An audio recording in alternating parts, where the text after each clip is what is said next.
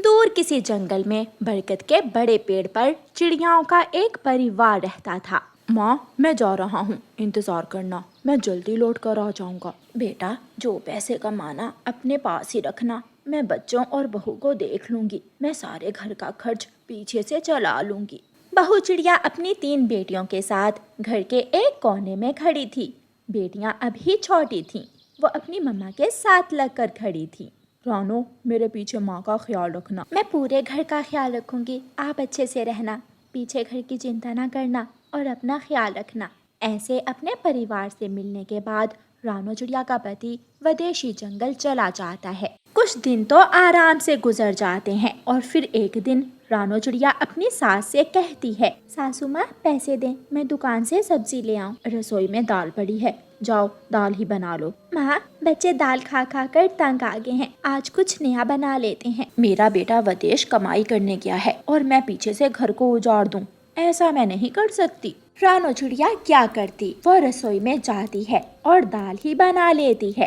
मम्मा, ये क्या, आज फिर दाल? मैं आज दाल नहीं खाऊंगी। बेटी देखो, आपकी दूसरी दोनों बहनें भी तो दाल खा रही हैं। और फिर एक दिन रानो चिड़िया की सबसे छोटी बेटी, जिसका नाम मुन्नी चिड़िया था, उसे तेज बुखार हो जाता है। सासू माँ पैसे दें, मैं मुन्नी के लिए दवा ले आऊं। कुछ नहीं होगा इसे, छोटी छोटी बातों पर डॉक्टर के पास नहीं जाते। लेकिन मुन्नी को कल रात से तेज बुखार है और अब इसकी तबीयत और भी बिगड़ रही है। नदी के पास छोटे लाल बीज हैं, जाओ वो बीज लाकर उनका रस पिलाओ इसे।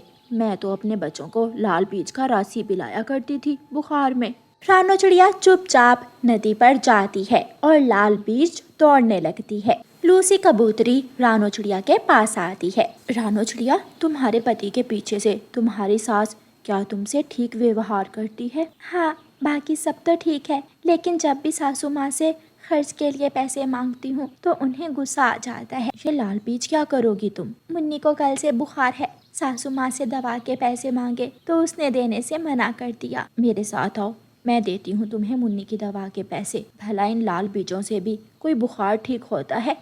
रानो चिड़िया खुशी से लूसी के साथ जाती है और लूसी से कुछ पैसे लेकर अपने घर चली जाती है। बच्चों, आपकी दादू कहाँ है? मम्मा, दादू तो नदी से पानी पीने गई है। ठीक है, मैं मुन्नी की दवा लेने जा रही हूँ, आप दोनों एक दूसरे का ख्याल रखना। फिर मम्मा चिड़िया अपनी छोटी बेटी को उठाती है और बुलबुल डॉक्टर के पास दवा लेने चली जाती है। अच्छा हुआ जो आप इसे मेरे पास ले आई, बुखार बहुत तेज था, कुछ भी हो सकता था। मम्मा चिड़िया अपनी बेटी की दवा लेकर घर जाती है। तुम्हारी माँ अभी तक आई नहीं? दादू बच्चों से पूछती है। मम्मा आई थी और अब मुन्नी की दवा लेने गई है। तभी मम्मा चिड़िया भी घर आ जाती है। ये तुमने दवा के पैसे कहाँ से लिए थे? मैं तो नदी के पास लाल बीज लेने गई थी, लेकिन मुझे वहाँ लूसी मिल गई। लूसी ने कहा कि मैं उसे पैसे लेकर मुन्नी की दवा ले आऊं। बेशरम मक्कार, तुम बहुत बुरी हो। तुम्हारा असल चेहरा तो अब मेरे सामने आया। मुझे जंगल में बदनाम करती हो।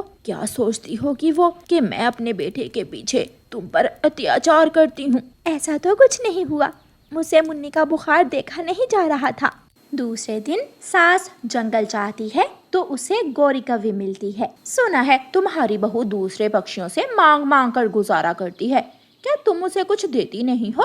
वो जैसी दिखती है ऐसी है नहीं। बहू ये सब मुझे बुरी दिखाने के लिए करती है भी क्या उसके पास 3 बेटियां। मैं तो कहती हूँ अपने बेटे के आने से पहले पहले उसे निकाल दो घर से। जब तुम्हारा बेटा वापस घर आएगा तो मैं उसकी शादी किसी ऊंचे परिवार में करवा दूंगी। ये सुनकर रानो चिड़िया की सास सोच में पड़ जाती है।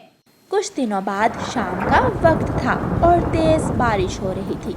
रानो चिड़िया रसोई में दूध उबाल रही थी कि उसका पंख लगने से बिजली का जग टूटकर टूट जाता है और उसकी सास को मौका मिल जाता है। अब आंखें फाड़ फाड़ कर मेरी तरफ क्यों देख रही हो? माँ जी, मैंने जानबूझकर जग नहीं गिराया। गरीब की बेटी हो तुम, अब खुलकर सामने आ रही हो। सासू माँ, मेरे मरे हुए पिताजी का नाम ना लिया करें प्लीज। मेरे माता पिता तक मत जाएं। निकल जाओ, तुम अभी के अभी मेरे घर से निकल जाओ। रानो चिड़िया की सास उसे धक्के देने लगती है। दादू, मेरी मम्मा को मत मारे। दादू, मेरी मम्मा को मत मारे। दादू, मेरी मम्मा को मत मारे। तीनों बेटियां रोने लगती हैं। रानो चिड़िया की सास अपनी बहू को घर से निकाल देती है। माँ जी कृपया करें, बारिश के ऐसे मौसम में मैं कहाँ जाऊंगी। सास घर का दरवाजा बंद करती है और अंदर चली जाती है। मम्मा चिड़िया अपनी बेटियों को लेकर रोती हुई बड़े पेड़ के नीचे बैठ जाती है। सारी रात बारिश होती है। छोटी बेटी को तो पहले ही बुखार था और सारी रात बारिश में भीगने की वजह से उसकी तबीयत और भी बिगड़ जाती है। उठो उठो मेरी बच्ची, मुझसे बात करो, मुझसे बात करो।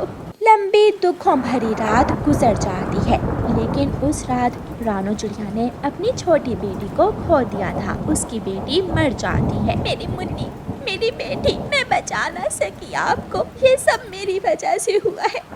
अगर मुझे मालूम होता तो मैं कभी आपके पापा को विदेश ना जाने देती। जालिम है आप सासू माँ जी। दोपहर के बाद बारिश रुक जाती है। रानो चिड़िया नदी किनारे बैठी हुई थी कि उसका पति अपना ऑटो वहां आकर रोकता है। रानो का पति उतरता है और ऑटो चला जाता है। आप अचानक, आपने तो अभी 2 महीने बाद आना था। हाँ, मेरा वहाँ दिल नहीं लग रहा था। मुन्नी कहाँ है? आपके जाने के बाद सासू माँ ने मुझ पर बहुत अत्याचार किया। मुझे तेज बारिश में घर से बाहर निकाल दिया और मेरी बेटी ठंड और बारिश में ठठर कर मर गई। मैं बचा ना सकी अपनी बेटी को। ये सुनकर पापा चिड़िया भी रोने लग जाते हैं। फिर पापा चिड़िया अपने बच्चों और पत्नी के लिए एक अलग घर बनाता है और उन सबको उस घर में रखता है। माँ, आपने मुझे पाला बड़ा किया, इसलिए मैं कभी आपको छोड़ नहीं सकता। बेटा मुझे माफ कर दो। मैं जानती हूँ मुन्नी का देहांत मेरी वजह से ही हुआ है। मुझे माफ कर दो। रानो की सास रोती रहती है, अपने किए पर पछताती रहती है, लेकिन गया समय कब लौट कर आता है। प्यारे दोस्तों, इस कहानी को लाइक, अपने दोस्तों के साथ शेयर और चैनल को सब्सक्राइब करना बिल्कुल मत भूलना। आपका धन्यवाद।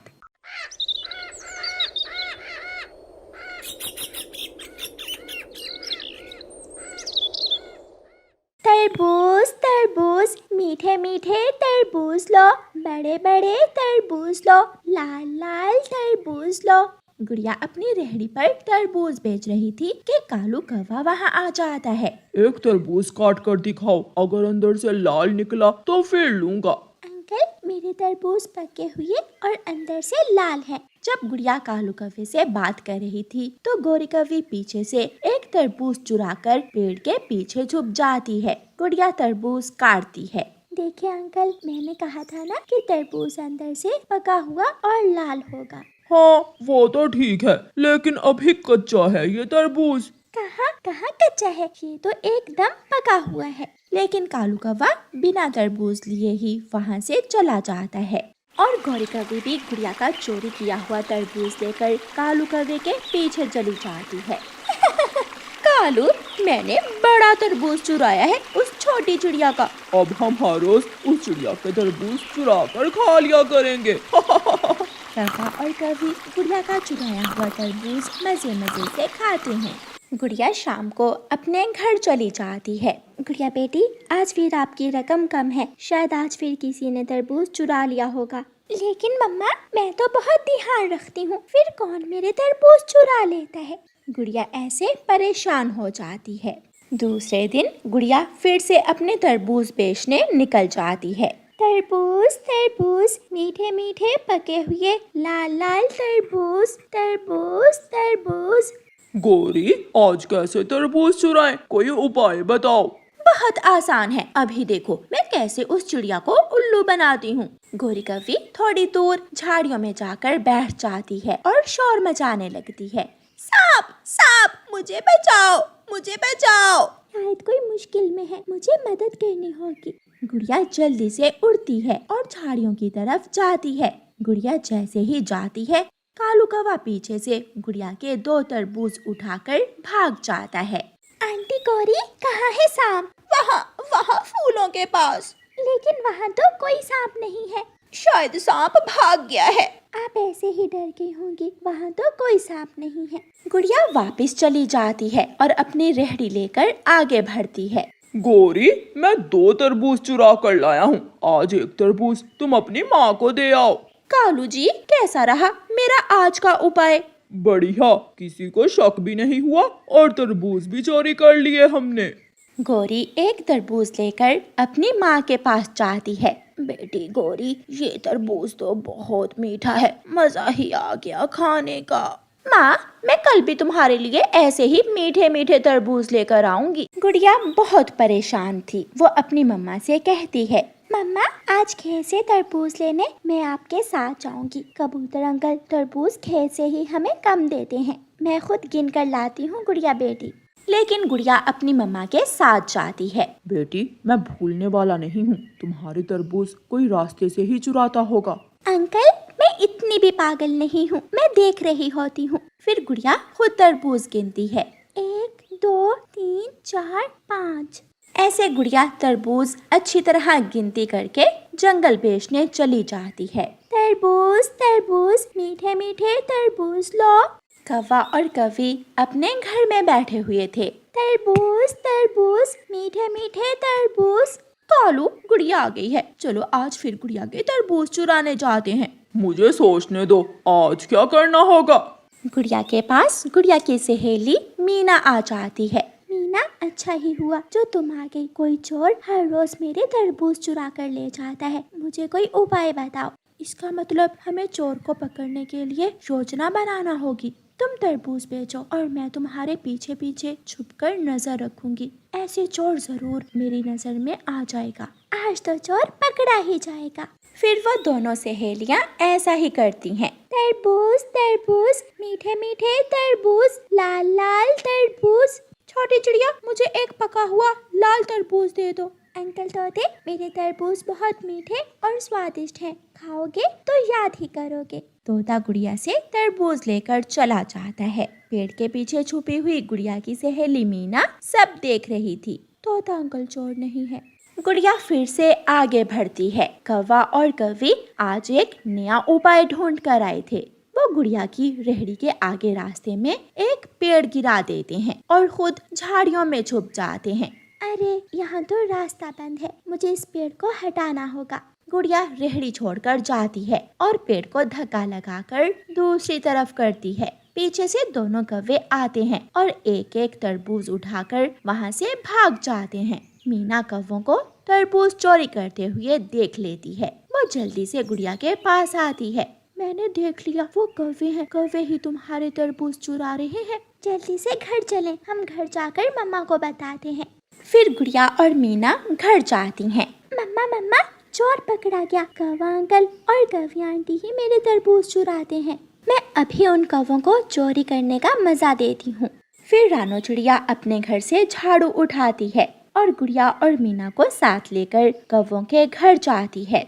मेरा तरबूज ज्यादा लाल है। मेरा ज्यादा लाल है। वैसे चोरी के तरबूज होते बहुत मीठे हैं। चिड़िया जल्दी से घर के अंदर आती है। जैसे तरबूज लाल है, ऐसे ही अब तुम दोनों की पूंछ भी लाल होने वाली है। कालू, कालू मुझे बचाओ।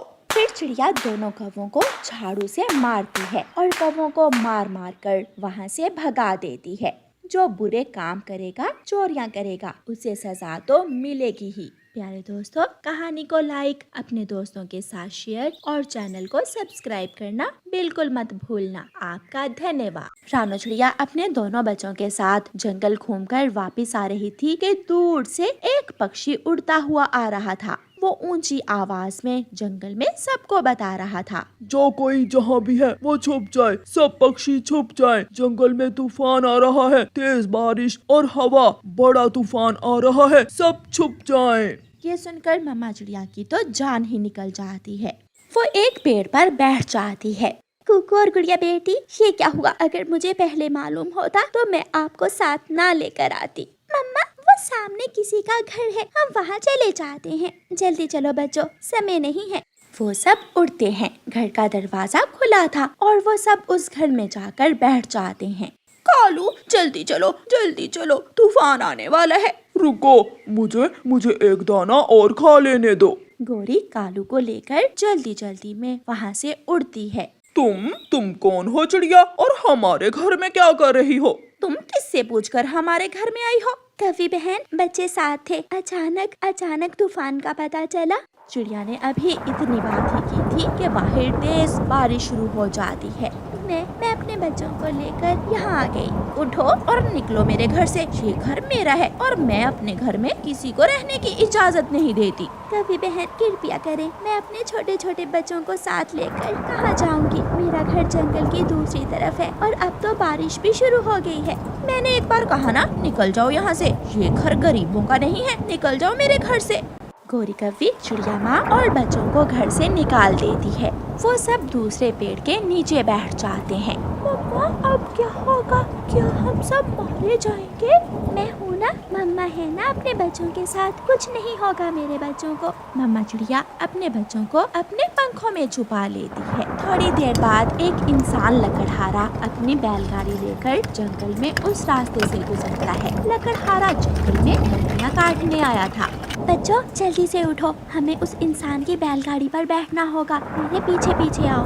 मम्मा चिड़िया अपने बच्चों को साथ लेकर इंसान की बैलगाड़ी पर बैठ जाती है। बारिश से वो सब भीग तो रहे थे, लेकिन बैलगाड़ी पर बैठना उनमें से कहीं ज्यादा आसान था। इंसान लकड़हारा अपनी बैलगाड़ी लेकर इंसानों की बस्ती में पहुंच जाता है। पास में ही एक छपरा था। उस छपरे में एक गाय खड़ी थी।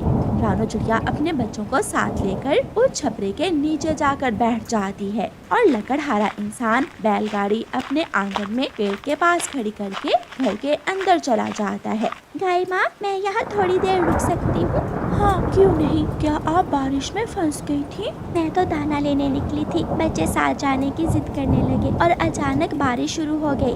गाय माँ, उन कौवों ने हमें अपने घर से निकाल दिया।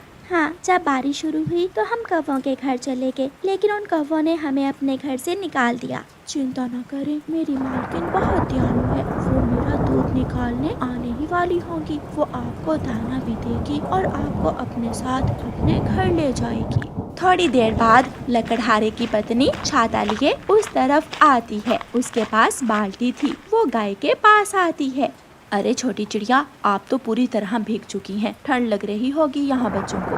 माँ जी, मैं एक मजबूर माँ हूँ, मेरी मदद करें। रात भी होने वाली है, मैं अपने घर वापस नहीं जा सकती। आज की रात मुझे अपने घर में रख लें। आप बैठे, मैं अपनी गाय का दूध निकालूं और फिर आप मेरे साथ मेरे घर चली जाना। लकड़हारे की पत्नी अपनी गाय का दूध निकालती है और फिर चिड़िया और उसके बच्चों को अपने साथ अपने घर ले जाती है। लकड़हारे का छोटा बेटा चिड़िया और उसके बच्चों को देखकर बहुत खुश होता है। मम्मा, ये चिड़िया कहाँ से आई है? बेटा, ये चिड़िया आज की रात हमारे घर में ही रहेगी। बेचारी बारिश में फंस गई थी। लकड़हारे का बेटा रसोई में जाता है और मकई का एक भुट्टा लाकर चिड़िया और उसके बच्चों के सामने रख देता है। ले, आपको भूख लगी होगी, आप दाना खा ले। शुक्रिया दोस्त, हमें सच में बहुत भूख लगी हुई थी। लकड़हारे की पत्नी रसोई में खाना बनाने चली जाती है। लकड़हारा लेट जाता है और उसका बेटा चिड़िया और उसके बच्चों से बातें करता रहता है। क्या जंगल खूबसूरत है? हाँ, बहुत खूबसूरत। अगर आप कभी हमारे जंगल आए तो मैं आपको अपने जंगल की सैर करवाऊंगा। और वहाँ हमारा लकड़ियों से बना हुआ घर भी है। मुझे मेरा घर बहुत पसंद है। मुन्ने बेटा, खाना बन गया है, आप आकर खाना खा ले। फिर लकड़हारे का बेटा रसोई में खाना खाने चला जाता है। मामा चिड़िया खुद को सुरक्षित महसूस कर रही थी, क्योंकि वहाँ ना तो बारिश थी और ना ही तेज हवा। लकड़हारे का परिवार खाना खाता है और लकड़हारे की पत्नी चिड़िया से कहती है, चिड़िया रानी, अपने बच्चों को लेकर आप वहाँ बैठ जाएं, वहाँ दानों की बोरी के ऊपर। चिड़िया अपने बच्चों को लेकर दानों की बोरी के ऊपर बैठ जाती है। वो जगह नरम थी। बच्चे तो अपनी मम्मा के साथ लगकर सो जाते हैं। लकड़हारे का बेटा भी सो गया था। सारी रात बारिश होती है और फिर सुबह बारिश थम जाती है। माँ जी, अब हमें जाना होगा, बारिश थम गई है। आपका बहुत बहुत शुक्रिया हमें रात को आश्रय देने के लिए। चिड़िया रानी, मुझे आपसे मिलकर बहुत अच्छा लगा। क्या आप मुझसे दोबारा मिलने आओगी? हाँ, हम सब जरूर आएंगे। अपना ख्याल रखना चिड़िया। फिर चिड़िया रानी वहाँ से उड़ती है और छपरे के नीचे गाय के पास जाती है। गाय माँ, मेरी मुश्किल आसान हो गई। बारिश की रात कट गई। अब मैं वापस जंगल जा रही हूँ। जंगल में झरने के पास मेरी माँ का घर है। चिड़िया रानी, जब आप जंगल जाना तो मेरी माँ से कहना कि आपकी बेटी आपसे मिलना चाहती है। हाँ, मैं बता दूंगी। अब मुझे जाना होगा। मम्मा चिड़िया अपने बच्चों को साथ लेकर जंगल वापस चली जाती है और वो सब सुरक्षित अपने घर पहुंच जाते हैं। बच्चे अपने घोंसले में बैठकर बहुत खुश थे और मम्मा चिड़िया घर की चीजें ठीक करने लगती है। बच्चों, कल की बारिश से आपने क्या सीखा है? मम्मा, शेर है, हमें मुश्किल में हमेशा दूसरों की मदद करनी चाहिए, क्योंकि एक दूसरे की मदद करने से मुश्किल आसान हो जाती है। और ना कि उन कौवों की तरह जो किसी को मुश्किल और मुसीबत में देखकर खुश होते हैं। शायद उन कौवों को ये नहीं मालूम कि अगर हमें आज उनकी जरूरत थी तो क्या पता कल उन कौवों को हमारी जरूरत पड़ जाए। शाबाश मेरे बच्चों, और आपने हमेशा लकड़हारे के परिवार की तरह दूसरों की मदद करनी है, ना कि उन कौवों की तरह खुद गर्ज बनना।